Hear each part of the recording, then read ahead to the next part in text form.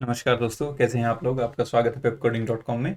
आज का हमारा सवाल है एनी बेस मल्टीप्लिकेशन। इसमें हमें दो इनपुट दिए गए हैं n1 और n2, जिसको हमें मल्टीप्लाई करके रिजल्ट निकालना है उसी बेस के अंदर। किसी एक बेस में दिए गए हैं हेक्साडेसिमल, ऑक्टल, बाइनरी, डेसिमल, कुछ भी हो सकता है। अब वही जो हमने बात हर बार करी है कि इसको हम एक अप्रोच तो यही है कि डेसिमल में कन्वर्ट करें, आंसर निकाले, फिर वापस कन्वर्ट करें। लेकिन हर बार की तरह मैं बताऊंगा वो दो स्टेप्स एक्स्ट्रा हम क्यों करें। हम तो इसी बेस के अंदर कुछ ना कुछ ऐसे ऑपरेशंस लगाएंगे कि हमारा आंसर निकल के आए।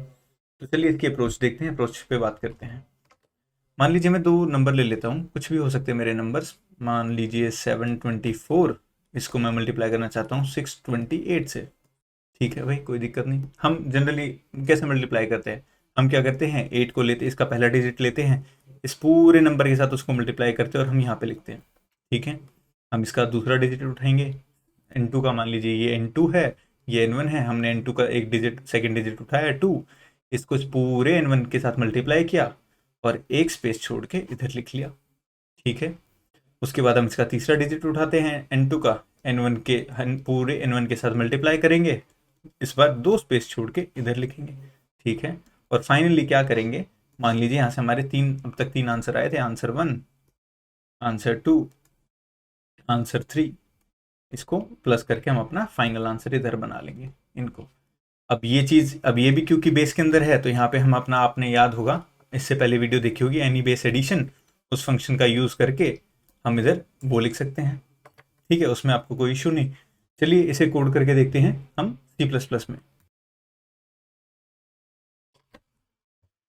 चलिए, अब इसमें आपने देखा था हमें क्या चाहिए था, हमें एक, हमें इसमें आपने देखा होगा जब भी हम आंसर बना रहे थे तो हमें ज़रूरत पड़ रही थी एनीबेस एडिशन की। तो मैं उसको पहले ही कॉपी कर लाता हूँ यहाँ पे अपने प्रीवियस वीडियो से जो हमने बनाई थी वहाँ से, और हम इसमें काम करेंगे गेट प्रोडक्ट में। ठीक है, चलिए शुरू करते हैं। बेटर विजिबिलिटी के लिए मैं इसको थोड़ा ऊपर कर लेता हूँ। गेट प्रोडक्ट में, अब गेट प्रोडक्ट में हम कर क्या रहे थे, सबसे पहला काम क्या कर रहे थे, हम n2 में से एक डिजिट उठा रहे थे और उसको n1 के साथ मल्टीप्लाई कर रहे थे, उससे एक रिजल्ट निकल रहा था। तो पहले n2 में से एक डिजिट निकाल लेते हैं। मैं उम्मीद करता हूँ इस लाइन का आप मतलब अब तक समझ ही चुके होंगे, आपने प्रीवियस वीडियोस देखी होंगी। तो LD2 equal to n2 modulo 10, मैं उसमें से आखिरी डिजिट निकाल रहा हूँ और n2 को रिड्यूस कर रहा हूँ आखिरी डिजिट हटा के अगली बार के यूज़ के लिए n2। ठीक है, LD2 मैंने ले लिया है। अब मैं क्या करूँगा, अब मुझे इस सिंगल डिजिट को, इस LD2 को प्रोडक्ट करना है इस पूरे के साथ। ठीक है, और ये ऑपरेशन कब तक चलेगा, बिग वाइल लूप भी लगेगा, और ये ऑपरेशन एक्चुअली मेरा वाइल लूप के अंदर आना चाहिए था क्योंकि हमें बार बार करना है ये काम। तो वाइल लूप लगेगा एक मेरा, वो कब तक चलेगा, जब तक मेरा सेकंड डिजिट बचा हुआ है, यानी कि जब तक हमें बार बार उनका प्रोडक्ट निकालना है और उसमें से आंसर निकालना अपना। तो जब तक मेरा इंटू जीरो से बड़ा है तब तक मैं ये लूप चलाऊंगा, और ये जो मेरी स्टेटमेंट्स है ये इसके अंदर आएंगे, इस लूप के अंदर, क्योंकि ये काम बार बार करना है, हमें सिर्फ एक बार नहीं करना था। ठीक है, और स्टार्टिंग में हम एक इंट आंसर लेंगे जिसमें हमें बार बार बनाना होगा।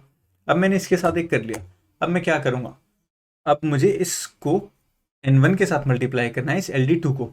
उसके लिए हम एक नया फंक्शन बना लेंगे, int get product with single digit। ये मैंने एक प्रोडक्ट बना लिया, इसमें int बेस b जो हमारा पैरामीटर दिया गया वो पास होगा जिस बेस में हमें करना है।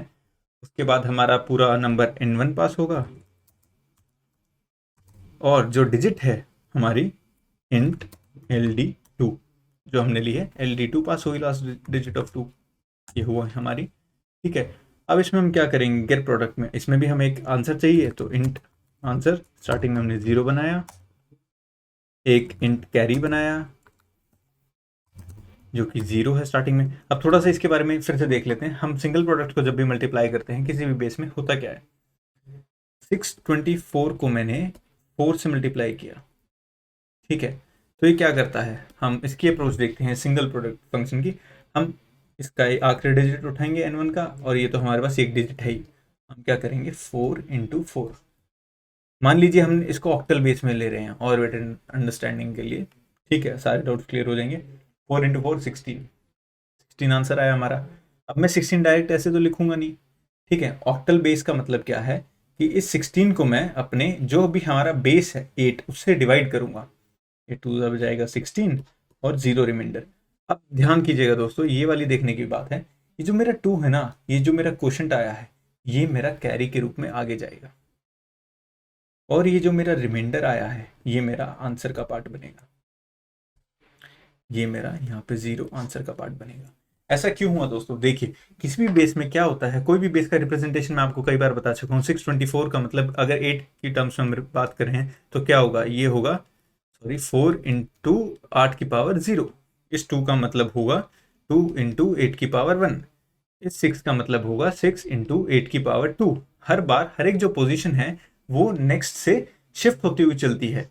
वो हर एक कोई भी रिप्रेजेंटेशन, कोई भी डेटा हम लेंगे, उसमें हमारा क्या होगा, हर एक लेफ्ट पे जब हम जाएंगे तो प्री राइट वाली पोजीशन से वो बेस टाइम्स ज़्यादा होगी, बेस की पावर से मल्टीप्लाई होती चलती है। ठीक है, वो बेस टाइम्स ज़्यादा होगी। एडिशन सब्ट्रैक्शन में ये पॉइंट मैं अच्छे से समझा चुका हूँ, एनी बेस एडिशन और एनी बेस सब्ट्रैक्शन में। तो यहाँ पे इसका मतलब क्या हुआ, जब हमारे पास 16 आया है, 16 को अगर हम 8-8 के गुच्छों में तोड़ेंगे तो हमारे पास 2 गुच्छे बनेंगे। 8-8 के 2 गुच्छे 16 बनाते हैं, और बचा हुआ नंबर जो कि हमारे उन गुच्छों का पार्ट नहीं बन पाया, वो हमारा रिमाइंडर में आंसर के तौर पे आएगा। तो हमने वही किया। तो बेसिकली समझने वाली बात इससे जो निकालने वाली है कि क्वोशंट जो है वो हमारा कैरी के रूप में आगे जाएगा। इन 16 के 2 8-8 के 2 गुच्छे बन गए जो कि हमने आगे भेज दिए, और जो बचा हुआ नंबर था 0 वो मेरा आंसर का पार्ट बन गया। अब क्या करूंगा मैं, अगले डिजिट को उठाऊंगा n1 से और इस डिजिट के साथ मल्टीप्लाई करूंगा। 2 इंटू 4 ये मुझे देगा 8। लेकिन दोस्तों याद रखिए ये 2 कैरी का भी था, मैं इस 2 को भी प्लस करूंगा उसके बाद, तो मेरा टोटल बना 10। इस 10 को मैं अपने बेस से डिवाइड करूंगा या भाग करूंगा, तो 1 पे मेरा आ जाएगा 8, रिमाइंडर बचेगा 2। ये 1 मेरा कैरी के रूप में आगे चला जाएगा, यानी कि इसका मतलब क्या हुआ, 8 नंबर को मैंने एक गुच्छा बना दिया, बचे हुए 2 नंबर मेरा आंसर का पार्ट बन जाएंगे। अब आइए तीसरे पार्ट को लेते हैं हम। 6 इंटू 4 ये बनेगा 24। 24 को अगर मैं और +1 भी करना पड़ेगा हमें, जो कि मेरा कैरी था, तो 25। इस 25 को अगर मैं 8 से डिवाइड करता हूँ, 8 से भाग करता हूँ, तो 3 पे जाएगा 24 और एक रिमाइंडर ऐसे, यानी कि 3 इधर कैरी हुआ और 1 इधर आंसर में आ गया। अब इसके पास कुछ बचा नहीं है नंबर को ऐड करने के लिए दोस्तों, लेकिन कैरी कैरी हमारा अभी भी बचा हुआ है। तो हम क्या करेंगे, आखिरी नंबर मान लीजिए यहाँ पे 0 था, और इंटू 4 क्योंकि नंबर कोई था नहीं, तो ये आएगा 0 प्लस कैरी, कैरी हुआ 3, तो ये 3 एज इट इज इधर आ जाएगा। जब हम इसको 8 से डिवाइड करेंगे 0 क्वोशंट, यानी कि और इसके आगे कैरी कुछ जाएगा नहीं, और 3 हमारा हमारा रिमाइंडर रह जाएगा। तो ऐसे हमारी कैलकुलेशन परफॉर्म हो रही है। इसी लॉजिक पे अब हम अपना कोड लिखेंगे C++ में इस फंक्शन के लिए। ठीक है, तो आइए देखते हैं हमने क्या लिया। Get product with single digit में हमारा आंसर 0 ले लिया हमने, कैरी 0 लिया, कैरी हमारे यूज हो रहा था। तो हम कब तक परफॉर्म करेंगे ऑपरेशन, वाइल n1, जब तक हमारा n1 0 से बड़ा है, या फिर कैरी हमारा बचा हुआ है, कैरी हमारा 0 से बड़ा है। इन दोनों केस में हम कुछ ऑपरेशन परफॉर्म करेंगे। वो ऑपरेशन क्या होगा देखते हैं। वो ऑपरेशंस क्या होंगे हमारे, सबसे पहले तो हम क्या करेंगे, हमारे पास LD2 है, हम n1 में से एक डिजिट निकालेंगे। तो हमने बनाया इंट LD1 बराबर n1 मॉडुलो 10, और n1 को मैं रिड्यूस कर दूंगा अगली बार के लिए n1 बाय 10 करके। ठीक है, अब हमें क्या करना होगा, हमने आंसर बनाने के लिए इंट डिजिट का यूज़ किया, जो कि मेरा होगा LD1 into LD2 plus carry, carry को ना भूलिएगा, इन दोनों को मल्टीप्लाई करके कैरी भी प्लस हो रहा था। अब हमें कैरी भेजना है अगली पोजीशन पे। अब देखिए, याद हो आप लोगों को हमने क्या किया था, उसको डिवाइड किया था बेस से, जो क्वेश्चन आया था हमारा वो अगली पोजीशन के लिए कैरी था, वही करें हम। कैरी इक्वल टू जो भी हमारा डिजिट बना है उसको अगर मैं बेस से डिवाइड कर देता हूँ अपने, तो वो, और जो आंसर का पार्ट बनना था डिजिट जो कि रिमाइंडर होना था, वो रिमाइंडर आ रहा था हमारा, वो हमारा आंसर का पार्ट बन रहा था, तो मैं इसको रिमाइंडर ले लेता हूँ। अगर मेरा डिजिट बेस से डिवाइड होकर जो मेरे मुझे रिमाइंडर देगा वो मॉड्यूलो होता है मेरा, वो मेरा डिजिट को मैंने अपडेट कर दिया और अगले पोजीशन के कैरी को अपडेट कर दिया। ठीक है, अब इस केस में हम क्या करेंगे, आंसर को अपडेट करेंगे अपने, आंसर मेरा आंसर प्लस डिजिट जो भी आ रहा था इनटू पावर, पावर हर बार 10 के फैक्टर से मल्टीप्लाई होकर चलेगी। ये आप लोग जानते ही होंगे, समझ चुके होंगे अब तक ये कंसेप्ट क्यों यूज़ होता है। मैं ये उम्मीद करके चल रहा हूँ इंट पावर इक्वल टू 1, इसको भी मैंने इनिशियलाइज कर दिया। इस लूप से बाहर आने के बाद मेरा काम हो चुका होगा, मुझे आंसर को रिटर्न कर देना है, कोई बड़ी बात नहीं इसमें। आंसर यार मैंने रिटर्न कर दिया यहाँ से। अब वापस हम अपने फंक्शन पे आते हैं, गेट प्रोडक्ट पे। गेट प्रोडक्ट में मैंने अब क्या किया था, मैंने एक प्रोडक्ट फंक्शन लिख लिया सिंगल प्रोडक्ट से यूज़ करने के लिए। मैं उसको कॉल करूँगा यहाँ पे। गेट प्रोडक्ट के अंदर मैंने क्या किया, अब n2 से एक डिजिट निकाल लिया है मैंने। n1 पूरे से मल्टीप्लाई करना है, उसके लिए मैं ऑलरेडी फंक्शन लिख चुका हूँ। n2 से एक डिजिट ld2 निकाल चुका हूँ मैं उसे। तो मैं एक फंक्शन ले लेता हूँ, int single digit product sdp equal to, मैं अपने फंक्शन को कॉल कर लेता हूँ get product with single digit. उसमें क्या पास होगा, बेस b। उसमें हमने पास किया था इंटीजर n1 और ld2, जो मुझे 2 से मिल रहा था वो मुझे वो लाके दे देगा, सिंगल डिजिट सिंगल वो ld उसके साथ। ठीक है, अब हम क्या करेंगे। अब दोस्तों आपको अगर याद हो तो हम क्या कर रहे थे, हर बार जो भी हमारा आंसर आता था 122 इंटू 64 क्या कर रहे थे, अभी हमने अब तक हमने क्या किया है, इस डिजिट को उठा के इससे मल्टीप्लाई कर दिया है और ये हमें यहाँ पे मिलेगा। अब अगली बार जब हमें ये डिजिट मिलेगा तो हमने मान लीजिए इस वाले 6 को उठाया है और इस पूरे 122 के साथ करेंगे तो हमें यहाँ मिलेगा एक पोजीशन शिफ्ट करके। उसके लिए हमें एक एडिशन का फंक्शन, हमने अपना प्रीवियस वीडियो से मैंने गेट सम का फंक्शन जो हमने एनी बेस एडिशन में यूज़ किया था वो कॉल कर लिया है। अब मैं उस गेट सम के अंदर इसको यूज़ करूँगा। देखिए कैसे, हमारा आंसर बनाने के लिए आंसर इक्वल टू, मेरे आंसर प्रीवियस आंसर में नहीं, प्रीवियस आंसर में प्लस करने की जरूरत नहीं, मेरा गेट सम करके देगा। गेट सम मैंने कॉल किया,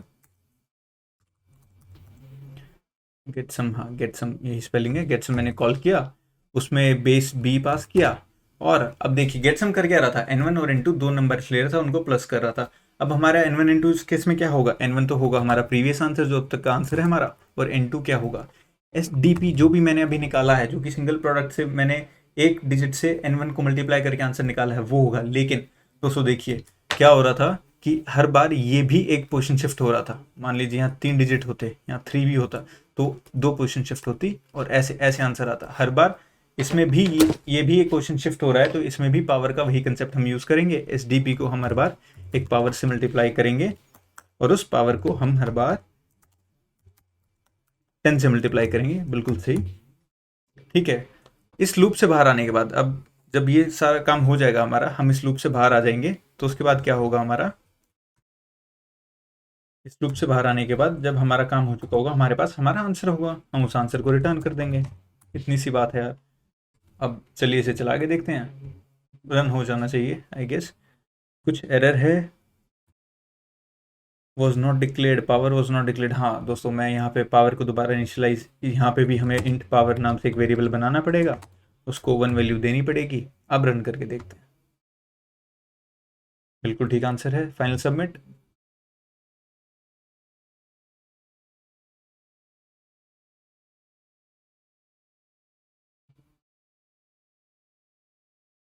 बिल्कुल ठीक आंसर है। तो ये दोस्तों था आपका एनीबेस मल्टीप्लिकेशन। मैं उम्मीद करता हूँ यार आपको अच्छी लगी होगी वीडियो। अगर लगी है तो यार प्लीज़ लाइक कीजिएगा, शेयर कीजिएगा, कमेंट्स कीजिएगा, सब्सक्राइब कीजिए pepcoding.com को। हमें मोटिवेशन मिलेगी यार जितना आप लोग शेयर करोगे, लाइक करोगे, ताकि हम यार और क्वालिटी कंटेंट आपके लिए बना सके। और हम ये सब काम यार फ्री ऑफ कॉस्ट आपको प्रोवाइड करा रहे हैं, तो प्लीज़ यार थोड़ा हमें भी हेल्प कीजिए इसको लाइक शेयर सब्सक्राइब करके। Thank you.